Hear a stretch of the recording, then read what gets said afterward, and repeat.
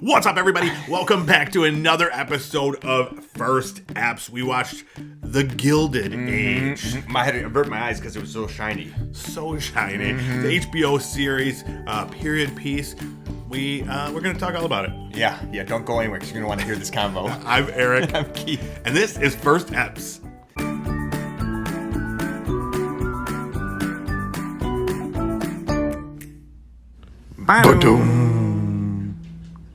Gilded Age. All right, everybody. Welcome back to another episode of First Apps. We watched another first epised tonight. We couldn't decide. At first, we couldn't decide what to watch. It was like there hasn't been a ton of stuff. Yeah, that came out this week. There was a couple. I wasn't interested in any of them. I think you were kind of on the fence. Yeah. I could go either way. Like Reacher, looked good, and it looks good in that T-shirt. I don't know if the show looked good. yeah, that's true. I thought that would get you. I thought that would rope you in. And then there's like that Everyone's Dead, the Korean Netflix zombie thing. Yeah. So I don't know. Tell Mom the babysitter's dead. But we ended up with The Gilded Age. This is one you really were excited to watch. I was. And even though it's a couple weeks old. Yeah, I vetoed it last week. You got your I I'm threw you a little bone. I did, and I'm really excited about it. Yeah, and I shoot it up voraciously. Yes. Yeah, so we watched The Gilded Age. Now, I remember like when we watched the trailers, when we were talking about the new shows, we watched the trailers, and this did not interest me in the least. Like, nothing happened in the trailer. Yeah. So I was like, oh, fine, I dreaded it. Yeah, and it was the only time during all the trailers you showed me they actually stopped talking. I know. Was when this came on That's to true. watch it. But it wasn't that bad. Yeah, all right. Let's talk about it. It starts off New York City, 1882. Picture this. Central Park. Mm-hmm. Picture this, guys. Mm-hmm. It's a park. There's Horses. trees, buggies. Mm-hmm. It's central. All right. Thank you for that description. I think we meet Ms. Brooke. She's like our first main character that we meet. We meet tons of characters in this. Oh, yeah. And I was not, I could not focus on it. This was made by the same people that made Downton Abbey. Yeah. And it showed. I've never seen Downton Abbey, but it also reminds me, I remember watching Game of Thrones and, having no clue. 'Cause there's just too much stuff coming at you. I'm like, okay. It is an awful lot like a more, that's an interesting analogy. It is like Game of Thrones, but for, a little more rules of etiquette. Not really exactly. That's how all these shows are. Yeah, interesting. So, we meet Miss Brooke. Her father has died. Tragically. Left her nothing. Penniless. Yes, he left her $30. Mm-hmm. Which, in today's money, is $862. We did look it up. I don't know if it was exactly It was that, exactly $860. I think it was around there. It cents. was around there. You were close. You guessed 1,000. But it was Price is Right rules. Yeah, and you were out. But of course, you didn't tell me it was Price is Right rules until after I guessed 1,000, thinking it wasn't Price is Right rules. Always Price is Right rules. Again, after you said it wasn't, you said that now. Then we meet Baranski and Christine. Nixon. Oh, Nixon. Together again. Mm-hmm. And they're having a meeting or something. I don't know what's happening.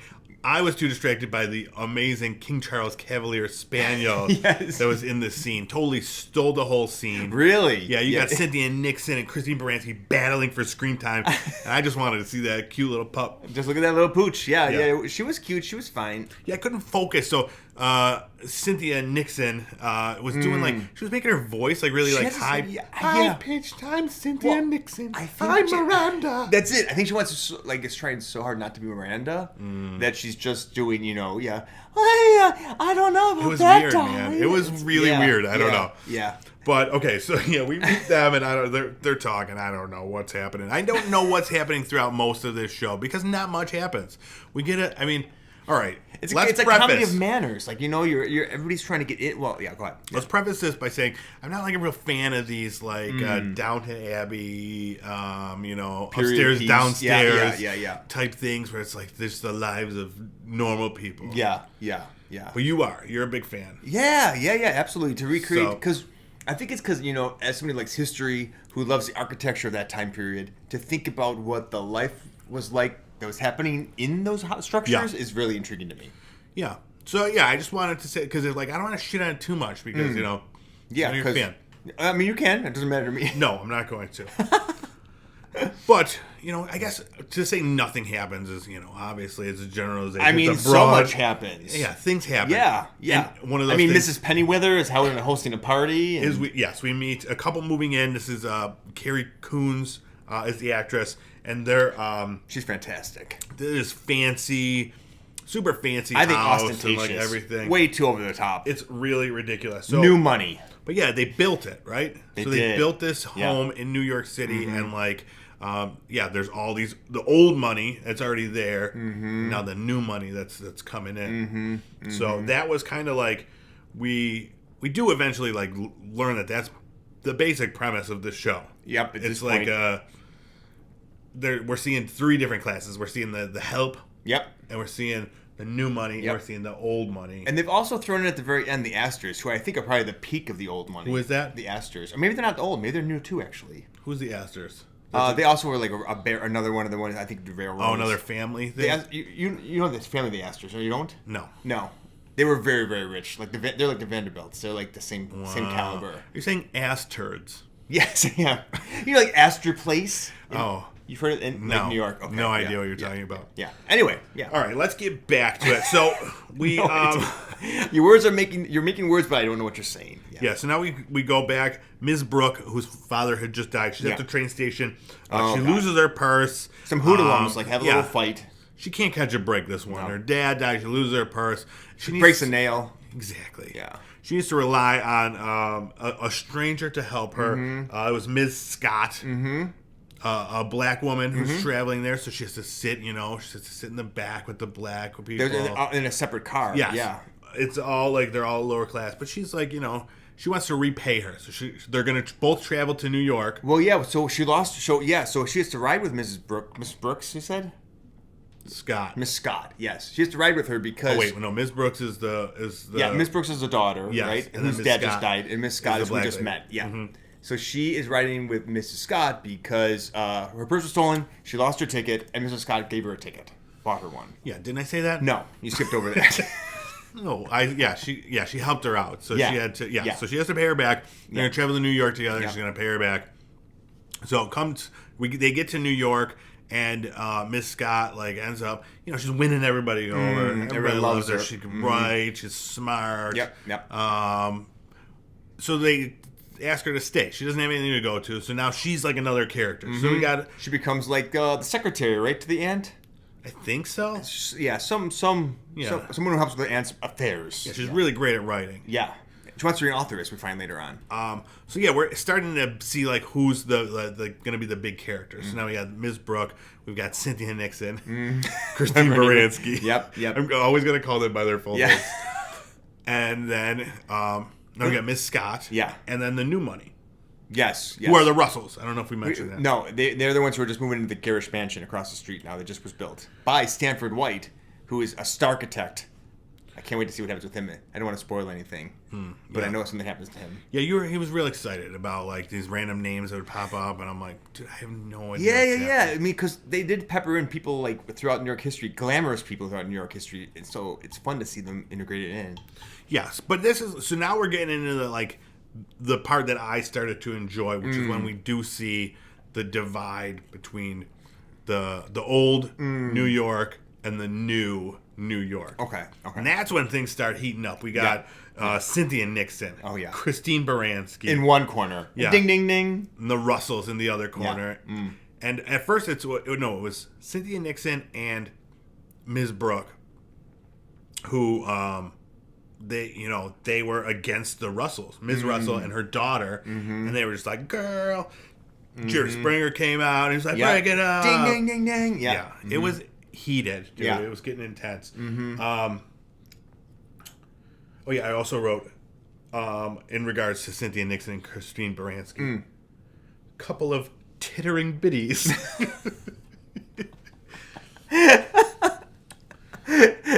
Yes, yeah. In true fashion of, I think, like Downton Abbey, you've probably seen enough snippets of it because I know your wife loves it, where they do have those kind of witty repartee. And, yeah. So I'm realizing the tittering biddies line is where I realized that I have no idea what's going on, and like so much is happening that I'm not going to take as their own notes, and I'm just going to So you put decided just lines like that in there. Yeah. No, that's good. You're just going to flow with it. Let it roll over you. That's what I do every week. Yeah. And I'm always one of the most astute critics. Yes, that's the word. Criticizers, I was going to say. I'm like, that's not the right term. Yeah, well, you can say both. Yeah, okay, yeah. Well, I think critic sounds a little more elevated. Yeah. Criticize, I just sound kind of like a bitch. Yeah, it sounds terrible. Why would you say that? I must be a criticizer, but a critic. It sounds terrible now that you say it. Criticizer. So yeah, this brings us to like one of your favorite parts when they're like going to like the Hamptons or whatever that was. Oh, Newport. Wait, yeah, Newport, Rhode Island. Newport, is that what that was? Before they even went there, I was like, oh, I hope they go to Newport. This is like when they started building the mansions, and sure enough, they showed this beach house, or what you could tell was an ocean house. Yeah, it was literally like right after you said that. It was kind of weird. You're like, I hope they go to Newport, and then like they're on a boat. Smell that salty air. Yeah. I didn't know about that, but sometimes I kind of get those premonitions. Yeah, this is when we meet another character, the gentleman vampire cowboy. Who's like... Man, it's like Johnny Depp meets Vincent DeGallo. What's his name? Oh, yeah. Vincent Gallo. Yes. Yeah, like if the two of them had like a kid, it would be this guy. I wrote shittier Adrian Brody. Okay, yes. Oh man, I love it. Yeah, so he's there. Yep. And now, so that's what we see the cowboy hat. Yep. And now it was like a sign of things to come. Yep. We're going to like some sort of a gathering of these broads, and they're all wearing like these huge ridiculous hats. This was back in New York City, right? And we see that hats are in, and like the one of them looked like. It was so distracting. You know when we go to the fair sometimes in the summertime, and there are those fancy chickens. Yeah, the fancy ones with like the gray feathers that are like they look like Big Bird. Yeah, like the one looked like she had a hat on that was made of just the lower half of that chicken. You chop the chicken in half, pop it on your head. Yes. I saw it. With the silver feathers. Yeah, it looked like a chicken diving into her head. Yes, and just like it was halfway through the dive, and its legs are like up in the air, just frozen with the legs up. Yeah, that's amazing. I totally saw that. 100%, and a little bit of a what's her name from Melisandre? No. Who's the one Malevolent from? Cinderella. Maleficent. Yeah, Maleficent. Right, a little bit of that kind of a look too. It was. I said it was like Dark Souls. Very Dark Souls. Absolutely, Dark Souls, Bloodborne. It had that vibe to it. But yeah, and now we're getting more. We've got the more new money, old money, like snickering, bickering. Yeah, exactly. The Brooks versus the Russells. Yep. Who's gonna come out on top? I mean, one of them needs that prestige and entrance into society. The other one needs the money. Yeah. What side are you on? Ooh, I don't know. Yeah. Ask me in a minute. Okay. And then we see Miss Brooks is back and she's out with the dog. This is a big scene. This is an action-packed moment. Yeah. This is probably the most action that there's going to be in the entire series. No, I mean... A dog almost got hit by a runaway horse carriage. A runaway horse carriage, and it was saved by young Mr. Russell. Who's just back from the Hamptons. Yes. That's Newport. New Money's son. Rescues Old Money's niece. Exactly. And dog. And immediately I realized like why you want to see this, because it became like just a Hallmark movie. Oh. Like time stopped. It did. And they like locked eyes and like there's like a swelling music and then he's like, oh, is this your dog? Oh, of course, darling. Whose else would it have been? Let me look. And he flips it over. Yep. This is a bitch. And she's like, how dare you? I just calls it like I seen it, babe. Mother, I said scene. New money. Scene. That was my big part. So yeah, that was my favorite scene of the whole That was your show. favorite scene right there? Yeah. And then, even then the next scene where like... What was the next scene? I'm going to tell you. Ms. Brooks is like in there. She meets like the shitty Adrian Brody. And some other guy, we don't know who he is. Yeah. And like I'm like, this immediately just turned into like The Bachelorette. She's like out there, just like all these dudes are like vying for her. She's like, hee. That's right. That's how you're also And then the aunt, Christine Baranski, was like, maybe you could show her around town. And a cold response was, I'm sure you've got a list of museums that would be suitable. Mm-hmm. And we were like, oh. Yeah. So scandal. We come to find out there's a party going to be happening. Ms. Russell's house. She's taking the bull by the horn. She wants to show high society who she is and what she can do. Yeah, so New Money's going to have a big party. Mm-hmm. The young Miss Brooks sneaks out of the house to go and pays her respect, her wishes. Mm-hmm. What do you even say in those situations? Pay your respect sounds like somebody died. Yeah. To represent the family. Okay. Yeah. But it turns out she was like the only person that showed up. Yes. It was really, and then really embarrassing. Her aunt did too, but not with the aunts we know, but some other aunt who's tangentially related. Some random other aunt. Yeah. There was so many characters. I still have no idea who was who. Yeah. I'm gonna burn these 2 pages after this is over, so I'll never know. The mystery stays alive. I like that. I wrote Ms. Russell seems like a real bitch. Yeah, I did write that there. She was really mad at the end there. Then. Yeah. She's cold. She's really up about her character is all about showing that she's valuable, worthwhile, and important. But then, right there, immediately, within 2 minutes, I kind of flipped because no one showed up for her party. They show all this food that they have to throw away, and she's trying to hold her head up high, and then she's super sad, and I was like, shit. Who are we supposed to be rooting for? That's it. Everyone's a real character. But I need a designated bad person and a good person. That's what this is. It's shades of gray throughout the entire. That's what it is. You can't root for the underdogs to help because they're all racist. Well, half of them were, but some of them weren't. That's true. Yeah. But we'll see that their flaws later on. That they're stealing. The ones who are nice are the ones who are stealing money. That's true. There's always something with everybody in these shows. Oh my god, too much. Yeah, too much somethings. But yeah, that's when I was like, all right, let's. I want to see how these characters right now the only likable one is the young Ms. Brooke, who's not all that young. Well, no, but I mean younger than her sisters.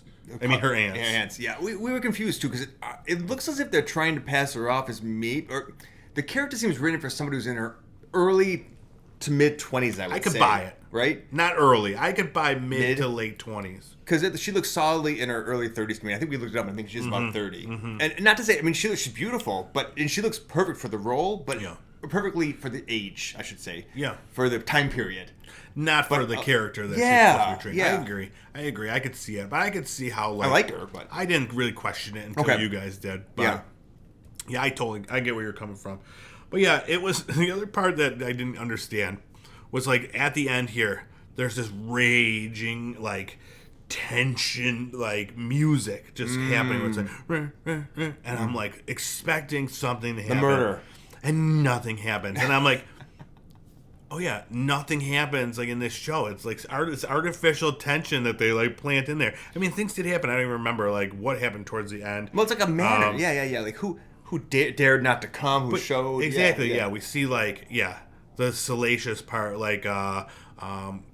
cowboy. There was that. There was an intonation that there may be a little bit of a gay love between the two bachelors who are vying for Mrs. Russell's attentions. Actually, maybe lovers. So, now that was a new twist. Yeah. But and then I don't remember other stuff, other salacious happening. Well, there's the whole. The thing that's interesting is that everybody's kind of got attention, right? Every one of them is battling a battle in some way. Whether it's Mrs. Scott with racial lines, whether it's Mrs. Russell trying with the new versus old. Yep. It's kind of the Haupt trying to find out. Are they seen as valuable as the new black woman who came into town or not? It's interesting. All these kind of variations. So yeah, I agree. I understand why people enjoy these shows because there's so much happening. There's so many characters. It's a really well done soap opera, I guess. Yeah, right. I can see that. Yeah. But yeah, it was. So now, what would you who do you sympathize with more then? New Money or Old Money? Who would you be in this situation? Who would I be? I know who you would be. You'd be Old Money without a doubt. Yeah, I probably would be the son who came back who we thought looked like Vincent Gallows, who. Okay. Yeah. Just out to Newport, trying to but I'm an eternal bachelor, but I bring one of my best mates with me back, and we see what happens. Yeah. Oh yeah, Steve fell down. He needs help. Yeah. Sometimes I play nurse. How about you? Where would you fall? Yeah, I'd be New Money. Okay. I'd be a rising star. Would you be a robber baron, one of the ones from the railroad system? That's what they're showing. I think So I would have just invented. This is my plan. The Nintendo Wii. And and I would have Everyone laughed at you. All this old money laughed at but that. I put it out there, and it became quickly one of the best-selling home consoles of all time. Of course he would. Yeah. Wow. So, yeah, I would have invented that. Got millions that way, and just started, popping up all over the place, like Monopoly. Yeah.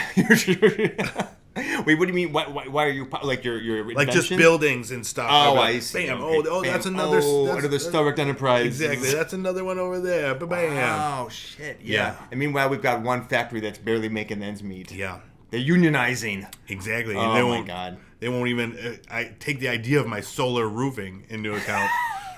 I don't know. I heard the chips you put into those chimp brains are not so good. Yeah, it's also true. See, I'm like coming from the future on this. You stick around in the past. I do. We just started a steam engine locomotive. We think it might be something big. Yeah. What is your favorite in the period piece drama? Is it Downton Abbey? Is it? I'll tell you one of my favorites. Yeah. The Great. You ever watched that? No, I haven't. It's on Hulu. Okay. We've talked about it before. Yeah. It's with like Elizabeth the Great. Who is the Russian? Catherine the Great. Catherine That's the what it's Great. about. Yep, I've heard really good things about that. It's kind of funny, right? It's a little very funny. Like more like a reverent take on her. Yeah, it's very, she would very be funny. horrified about that being created. Yeah. You would love it though. You should definitely watch it. No, I just don't have Hulu. There's a lot of great shows I don't want to watch. That's Hulu, right. I just don't have. I mean, that's a really good question. I haven't watched a lot of like TV show period TV shows. Like Poldark. You ever watch that? No. That's a big one. I don't know what that's about. I mean, I'm Johnny Poldark, and I'm here to take the law into my hands. Sounds amazing. Yeah, it's good. Yeah. I'm a one-eyed rooster. One-eyed. Okay. And I'm here to solve crimes. Is that what he says? Yeah, it's an animated series. His name's Poldark, and he's a one-eyed rooster. I don't think I know what Poldark. Yeah. I mean, I've heard of Poldark, Yeah, obviously. Yeah. Who hasn't? Exactly. Wait, it's animated? Yeah, it's animated. No, it's about not. a one-eyed rooster detective set in the 20s. The roaring 20s. Hey, Governor. Where everybody's trying to get... I think my favorite one is Miss Peregrine's Murder Mysteries. What's that one? Yes. Mrs. Pettigrew's Murder. You've talked about that one before. Miss Peregrine's something else Australian from the 20s. I don't know if it's my favorite, but it's one of the few I've actually watched all the way through. Yeah. Yeah. Isn't it weird that in like 20 years, people will be like, what's your favorite period piece? And they'll be like, The Office. Yeah. Well, I was thinking that, like, can I say Star Trek The Next Generation? That is a period. Yeah, exactly. Not a particular one. Right. Yeah. But yeah, no, I definitely think you could consider those. I don't know if there's a law. If you can go into the future or not. Yeah, do they have to be like a time period in the past? Like Rome. Yeah. Right? Like, that was a good one. Yeah. I mean, I don't know if it was good, actually. No. Remember, we were so excited for that? It was on Sunday nights, and we would always be out and we were like, dude, we got to be home for Rome. And that was the rule. And like, we watched the first like 2 episodes. They were like, does this suck? Yeah. And we're like, yeah, I think this kind of sucks. So stop. That's so true. Yeah. That was it. Yeah. I mean, I can't think of any more right now. So, I'm just going to go with it. So, I think, Poldark's probably my favorite. Yeah, I'll add it in here. So afterwards, we'll record you saying just like 10. My favorite is. Yeah, exactly. And then we'll just pop it in there. Okay. Overdub it. Perfect. Yeah. So just like kind of move your mouth around for a second. Okay. Perfect. All right. All right. So yeah, those are my favorites. As far as rating for this show, yeah. What would you give the Gilded Age? A binge? I'm gonna do a watch. Just a watch. Just because I feel like it is a lot to pay attention to. A lot like, Game of Thrones was also, but it had violence. But the same thing, it's almost like I need a mental break after so much like witty banter. It's back and forth. All these different characters. I liked it a lot, and I definitely want to watch more of it without a doubt. It reminds me a lot of Bridgerton. Yeah. Like, his dad had a lot of moving parts, too, and, like, kind of by the time you get, like, 2 episodes in, 3 episodes in, everything starts to make a lot more sense. Okay. It's just a lot to take in the first one, Definitely, yeah. But, yeah, I would definitely watch it, too. I want to see more of these characters. I want some sort of, like, quality trait that I'm rooting for, because I'm not seeing any right now. Not a single one. Now, do you watch any of the episodes of Downton Abbey? Like, no, just bits and pieces. If it's on in the background, like Liz watches it, so sometimes like it'll be on in the background, but that's it. Because I feel like it's really more like you said, like a character. So you'll find a character or two that you really are drawn to, and they're the ones who you root for and they pull you through. So I think that's what you have to watch a little more to get that kind of development. Like, honestly, out of all of them right now, Miss Scott, the African American woman, is the one that I'm most drawn to. You know, she's a writer. She's trying to make her way in a society that's really built against her. But she's got some friends now with influence and money, so we'll see what happens. So yeah, she's a great character. Yeah, because like, it's different from all the other cookie cutter literally ones. all the other ones. Yeah, that's a. But yeah, I'm definitely a watch too. I want to keep going with it. So, yeah, that's it. I don't know how many episodes there are. There's three out right now. Yeah. I don't know how many it's going to be. The first episode was an hour and 20 minutes. And they're all over the place because the second one was 42. Yeah. And then the third was like an hour and something else again. Yeah, I don't even know. So I don't know why the editing is like that. But all over the place. Yeah. To be determined. Yeah. To be determined. To be determined. All right. That's it for this episode. Thank you so much for watching. Check out our Instagram, our Twitter, our Facebook, our TikTok. We're everywhere. Tinder. Swipe right on Tinder. Exactly. 5 stars and on Uber. But yeah, we're all over the place. We are First Steps Podcast. You can check out our YouTube. That's Pop Culture Playground. And anywhere you get audio podcasts, you can listen to us. Over and over again for free. Over and over again in many different languages. Yeah, actually, after this one, we record in Japanese next. Yep, and then Dutch. And then it's a long night. Yeah. All right. We're going to get to that. But yeah, thank you so much. Stop back next week for another episode of First Apps. Sayonara. Bye.